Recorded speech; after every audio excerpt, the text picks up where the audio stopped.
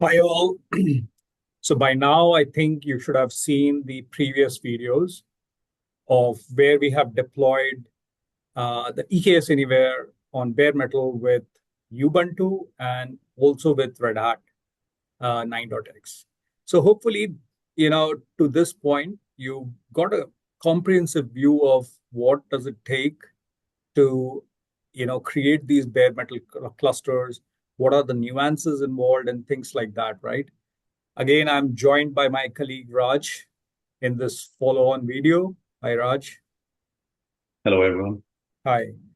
And what are we going to do in this particular video is to actually show you a upgrade process, okay, where we will take one of our worker nodes and upgrade it, to a different Kubernetes version and see how upgrades go on in EKS Anywhere on bare metal. Interestingly, you will also see, in this specific setup, because of the constraints we have in our lab, I just have only one control plane node and two worker nodes, right?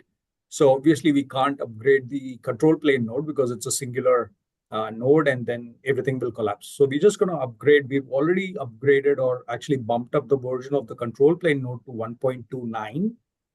The worker node, we've kept only one worker node in the cluster.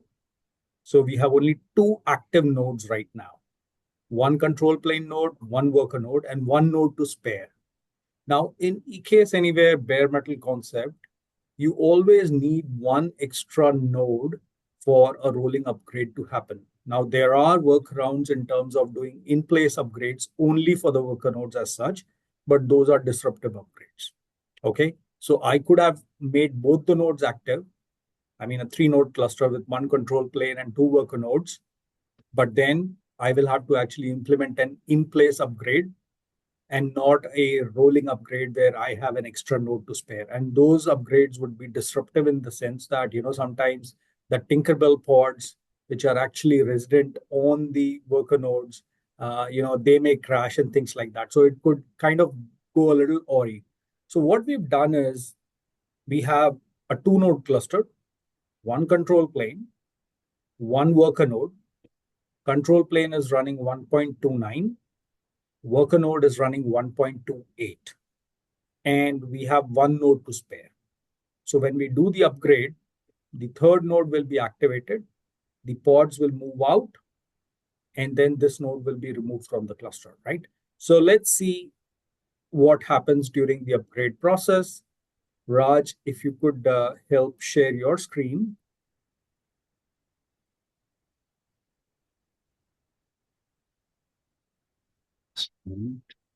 Sure. And while we do that, we will do some initial observations, from the current existing cluster.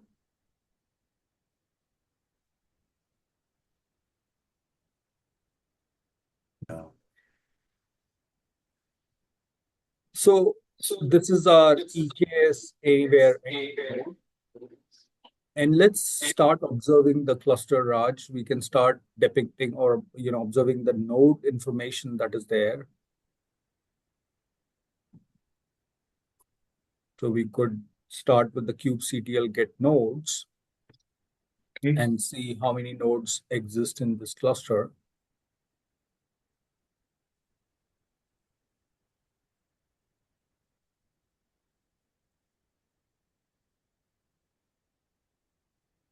So the output clearly suggests that we have two nodes here, one control plane, okay, and the other one is a worker node. And you could see the version information that the control plane is running on 1.29 and the worker node is running on 1.28, right?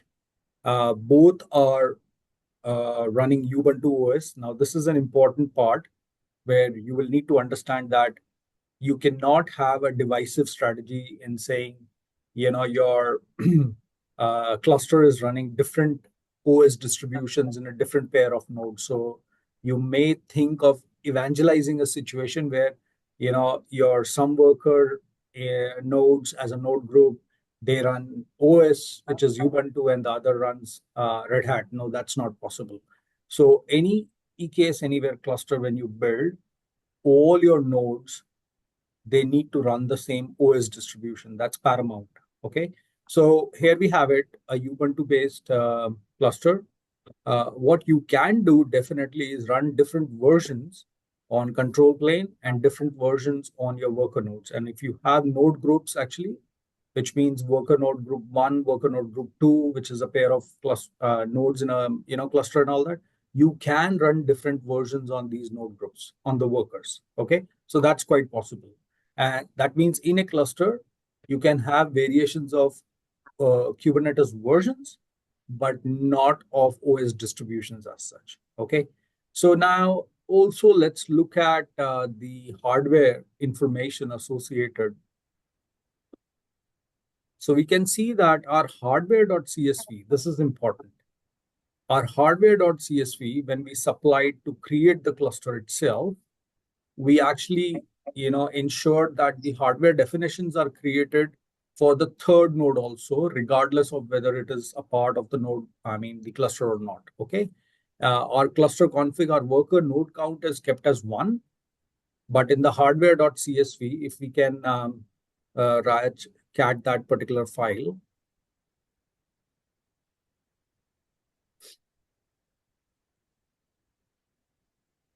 So we can see that we knew that eventually we will need the third node. So the third node information is also present in the hardware.csv. Okay, so the third node, which is not a part of the cluster yet, is going to be used as a spare node for the rolling upgrade here. Okay, so let's also look at if there is any existing workflow which exists. We can say kubectl get workflows, and we would see that there is no workflow currently resident on this particular cluster because there is no lifecycle management action which is happening right now. Okay. We can also see Docker PS.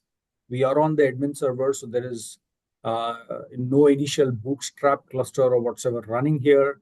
The bootstrap cluster, during the cluster creation, it has all the Tinkerbell components have moved out to the target cluster. So if we can say kubectl get pods,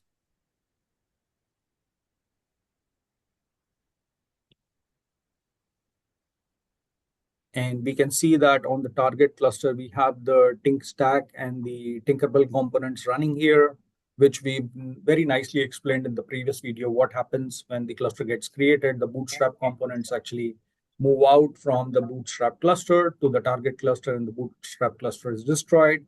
Any further lifecycle action will be executed through the Tinkerbell components and the EKSA controller, which is actually living and breathing on the target cluster, right?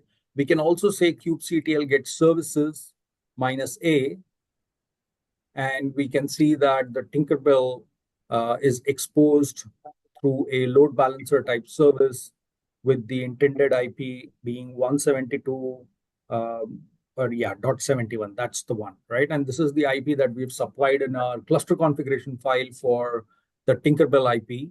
And once the cluster comes up and Tinkerbell moves out to the target cluster, it's then exposed there, through a load balancer type service.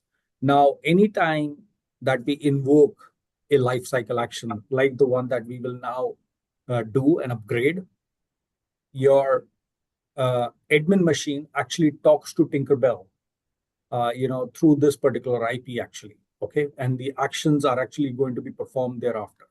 So let's edit our cluster configuration file, Raj, and we will change the versions for the worker node. So right now we can see that our worker node is at 1.28.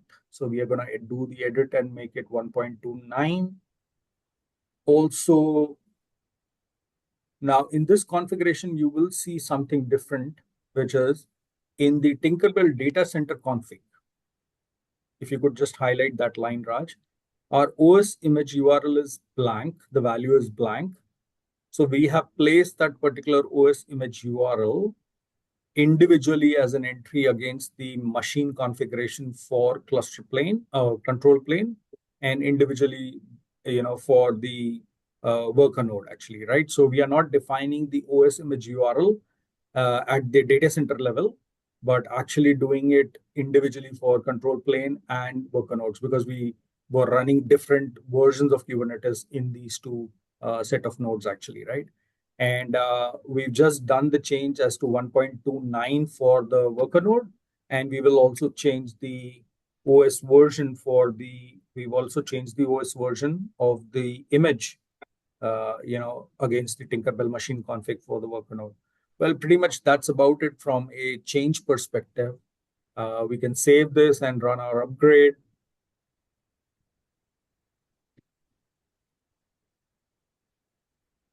And the command to do so that instead of create, you just replace the command with an upgrade. You still have to supply your hardware.csv and the cluster configuration file, which is now edited, right? Now, while this is happening, we'll open up the second terminal to the admin server and we will inspect Docker PS. And you will see one difference is that this time around, you will not find a bootstrap cluster being recreated. Again, the intent of, when you are creating the cluster, the intent is actually to serve the Tinkerbell actions through those bootstrap cluster and the initial EKSA controller and what. Everything is moved to the target cluster, so there is no need to have a bootstrap cluster again reinitiated here. So the only container that is spun up here is the CLI tools container from EKS Anywhere, where through this control container, it executes some action on the target cluster, talking to the EKSA controller, which then actually actions through the Tinkerbell and everything actually. Now, we can set our kube config on this one. So we can parallelly inspect some of the things that are going on. Okay, so we are exporting the kube config of our target cluster, and we can see kubectl get workflows.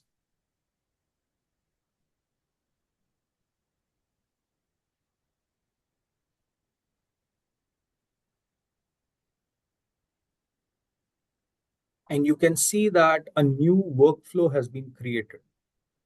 Now, what is this workflow? This workflow basically is a template of sorts that Tinkerbell brings in or creates to execute the upgrade process that is going to occur now, actually, right? And you can see that the state is in pending. Ideally, when the upgrade is over, the state will result into a success, right? We'll not go into describing this, but let's also look at the worker node as to what is happening on the worker node side. Ideally, what would happen is, let's see that. So changes will start occurring very soon where, the worker node will go through, or a new worker node will get created, the .68. If you can look at .68 as well. This is the existing worker node 67.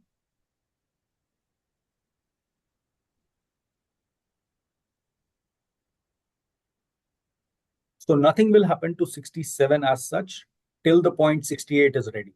Once 68 is ready, all the pods will be actually moved to 68 node, and then 67 will be brought down because it's a rolling upgrade, right? So we need to have, so we can see that from the virtual console that there's a booting process occurring on the right hand side. Let's maybe open up the virtual console.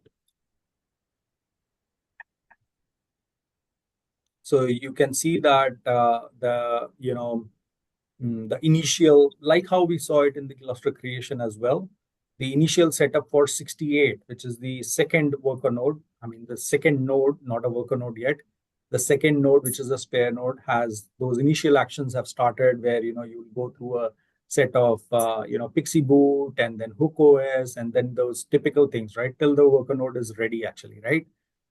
So you can see it's going through the initial power on cycles. So we will, for now, I'll pause the video and we will resume once it comes into a stage where, the worker node is getting ready actually. Okay. So we can see that the .68 IP has being requested through the iDRAC, a Pixie boot is being requested, and it'll boot up into the Pixie stage. Let's wait. So the Pixie boot has occurred. The hook OS has been downloaded. Now the boot of the hook OS, it should boot with the hook OS and then the typical process, right? So yeah, let's continue. So the 68 node is now active with hook OS. And Raj, if you can just use that Docker logs stink worker follow, maybe copy paste that one. I just wanted to show the how it is executing the Tinkerbell actions actually through the hook OS, starting with the streaming of the image itself. You can see here the stream image action. You can clearly see beginning right, the last line, beginning right of the image. Is it saying 1.29? So this is what the change Yes. result. Since we've upgraded, the new action through the workflow suggests that the image path or the image now should be 1.29, right? So that's what it is. So the image has been downloaded now onto the disk, and that's what the sequence will continue now till it then executes a power cycle after the configurations, and then it will boot up with that particular image, which is 1.29. So your second node will get ready. The first node is still active, by the way, and let's check that information. Let's see what the kubectl get nodes say. No, on your admin, yeah, kubectl get nodes.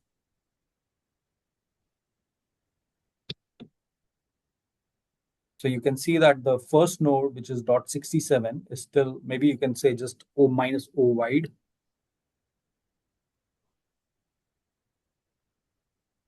And I'll just remove my, yeah. So yeah, the first node is still active and it's on 1.28, and your IP is 198.67, right? While the .68 node is getting prepared actually.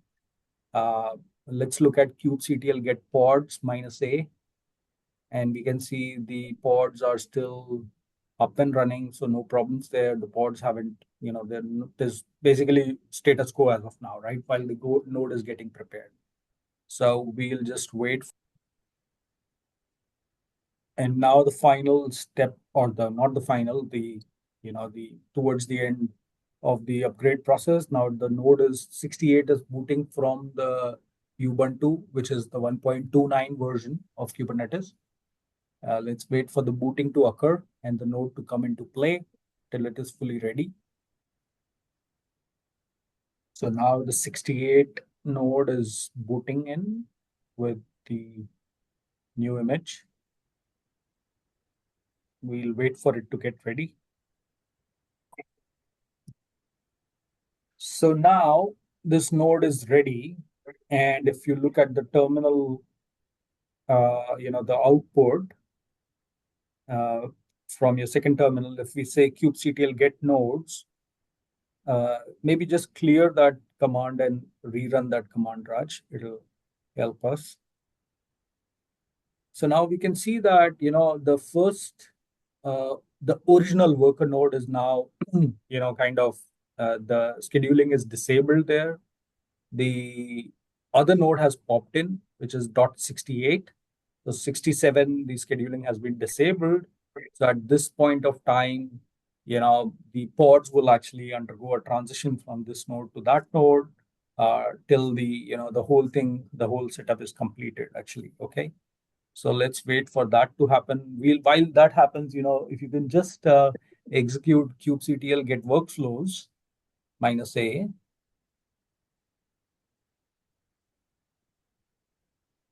So we can also see that the workflow which was intended for the upgrade is reporting a success. That means the subsequent actions have been performed rightfully. So now also let's see the pod condition. Let's see if the pods have been recreated. Okay, yeah. So while the control plane pods will be as is because we didn't touch the control plane, but you can see that the Tinkerbell pods those are the default pods, and you can see the age of that. It's roughly about 104 seconds and all that, right? So all these pods which were living on the node, the original node, are kind of moved out to the new node now. And let's see the kubectl get nodes again. See if that is done for.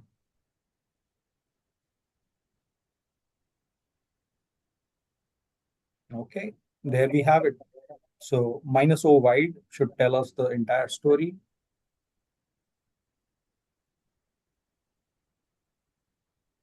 So there we have it. The worker node has been fully upgraded, we can see, and the IP address also is .68, which means the new node, it's running with a version of 1.29. The control plane was anyway on 1.29, right? So that completes the entire upgrade process. It was a short and sweet video, hopefully. Gave you some insight as to how to perform the upgrade.